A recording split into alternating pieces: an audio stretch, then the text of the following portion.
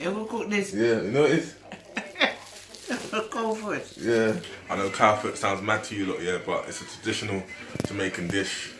Cowfoot's got a lot of history to it. From the slave days, like when rich people used to come and take over Jamaica, they used to give them like the worst foods, like the worst bits of the meat. But as the Caribbean do, we make something out of nothing. A cow's foot, you know? A cow's foot, like... First time, actually I've tried it before. I'm not a fan. You know what, I've never tried it before. I've never tried it before, because the word cow just puts me off. But I believe that if you season it right and if you make it right, it'll be good. We're gonna cook it today. It's gonna taste good, guys, and you should try it too.